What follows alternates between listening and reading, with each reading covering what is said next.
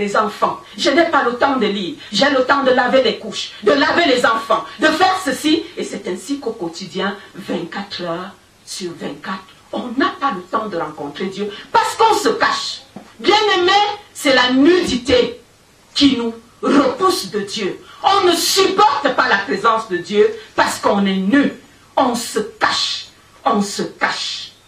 C'est ainsi qu'on se cache et à la fin de la vie, nous serons surpris de nous retrouver du même côté. Beaucoup seront surpris de se retrouver du même côté que ceux-là qui n'ont pas répondu à l'appel. Parce qu'on est venu au Seigneur, on ne s'est pas vêtu, on ne pouvait pas rencontrer normalement Dieu, on ne peut pas rencontrer la lumière qui nous éclaire, on ne peut pas rencontrer la conviction, on ne peut pas rencontrer celui-là qui nous dépouille. Bien-aimé, l'homme se cache derrière les objets créés. Non seulement l'homme se cache derrière les objets créés, mais il se couvre des feuilles de figues. Bien-aimé, c'est un thème large qu'on a débattu. Les feuilles de figues, ici, peuvent être considérées comme tout moyen que l'homme utilise pour cacher son état réel, pour cacher sa nudité au lieu de retourner à Dieu qui se le revêt. À cause du péché, l'homme est nu. Mais au lieu de rentrer vers Dieu, il essaye de se couvrir. Il essaye de se couvrir. Bien-aimé, que Dieu ouvre nos yeux afin que nous voyions ces feuilles de figues que nous utilisons au quotidien pour cacher nos problèmes, pour cacher notre nudité, au lieu de retourner à Dieu qui est la solution à nos problèmes. Comment pouvons-nous retourner à Dieu lorsque nous couvrons nos consciences d'excuses? Non seulement l'homme pêche, mais nous allons voir que dans le jardin d'Éden, il couvre sa conscience d'excuses. Il refuse de se reconnaître pécheur et coupable. Bien-aimé, voilà notre nature. Ce que nous avons hérité d'Adam et d'Ève. Adam, quand Dieu vient vers Adam, Adam dit, c'est Ève. Ève dit, c'est le serpent. Mais ça ne va rien changer à la situation, tu as péché. Et encore aujourd'hui, nous allons voir que le voleur dit, c'est parce que je suis pauvre. Celui qui vole la nourriture à la maison dit, c'est parce que j'ai faim. L'adultère va dire, c'est parce que mon mari est descendu, c'est parce que ma femme est descendue, je ne sais quoi, et il va pratiquer le péché. Le menteur va dire, c'est parce que j'ai peur. Celui qui va chez les marabouts va dire, c'est parce que je suis malade. C'est parce que je veux me protéger. Bien-aimés, nous couvrons nos consciences d'excuses, de beaucoup d'arguments. Et lorsque nous couvrons nos consciences de ces arguments, il est impossible de se revêtir parce que nous ne trouvons même pas que la nudité est un problème. Quand bien même c'est un problème, on a des moyens. On a des moyens. Mais Jésus va nous dire, venez à moi, vous tous qui êtes fatigués et chargés. Parce que l'homme ne se reconnaît pas coupable, il n'y aura jamais de repentir vrai. Repentance sans laquelle le pardon ne peut être accordé. Pardon sans lequel l'homme demeure nu. Sans repentance réelle. Il y a une différence entre la repentance et raconter ce qu'on a fait dans le passé. Il y a beaucoup de gens qui racontent leurs péchés, même pour se glorifier. Il y a une différence entre raconter ce qu'on a fait et regretter ce qu'on a fait. Mais, verset 9, mais l'Éternel Dieu appelle l'homme et lui dit, où es-tu? Bien-aimés, voilà cette main tendue de Dieu vers chacun de nous ce matin. Malgré que nous nous cachons, malgré que nous recouvrons des feuilles de figues, l'Éternel nous dit, où es-tu? Dieu a besoin de toi, de moi à ses côtés. Où es-tu?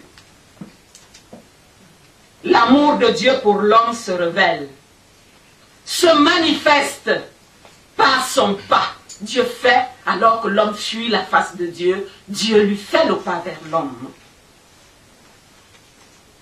Alors que tu te caches derrière ton travail, tes occupations à l'heure de rencontre avec Dieu, Dieu te dit, où es-tu?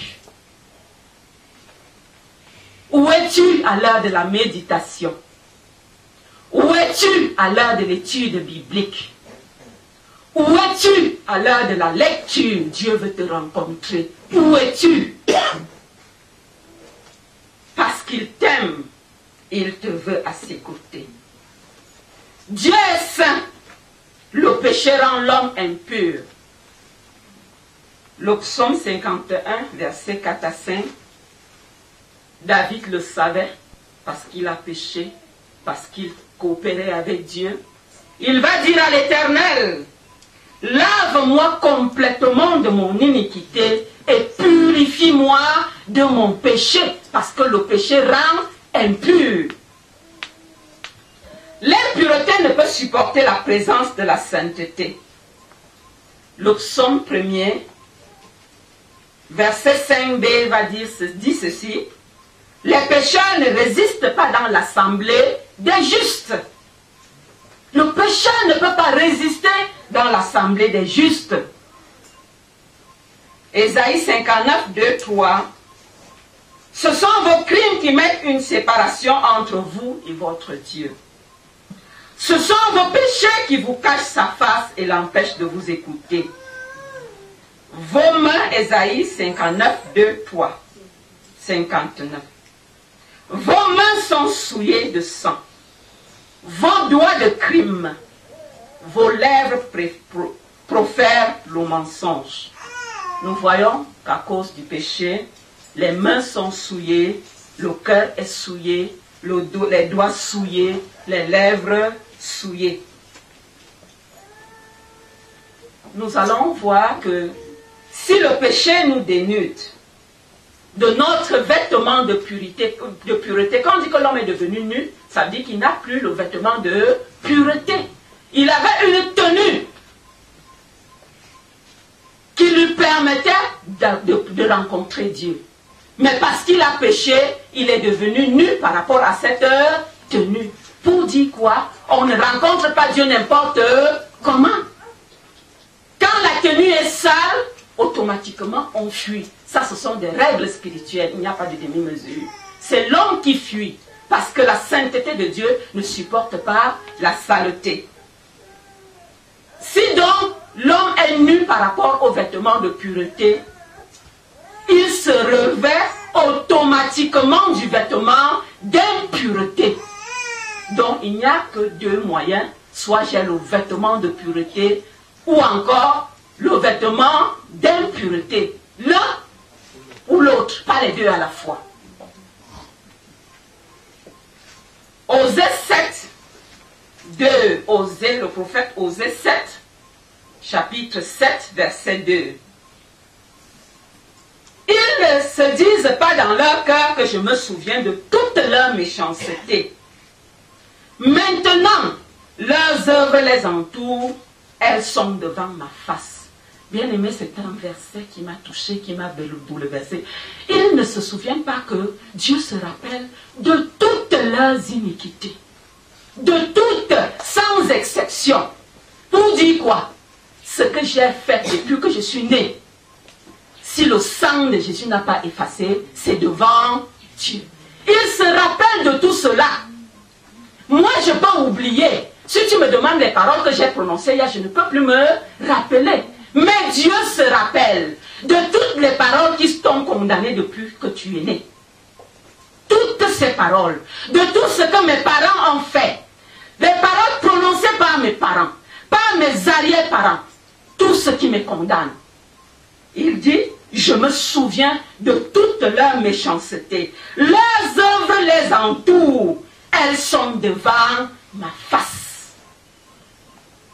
Bien-aimé, quand je lis un texte comme celui-là, je vois la nécessité. On ne peut pas tromper Dieu. On peut se tromper, on peut tromper les autres, mais on ne peut pas tromper Dieu. Tout péché commis m'environne. C'est devant Dieu. Et ces péchés m'entourent. C'est devant moi. Tout acte posé par moi, toute parole prononcée qui me condamne m'environne. Il m'enveloppe. Rien n'est caché devant Dieu.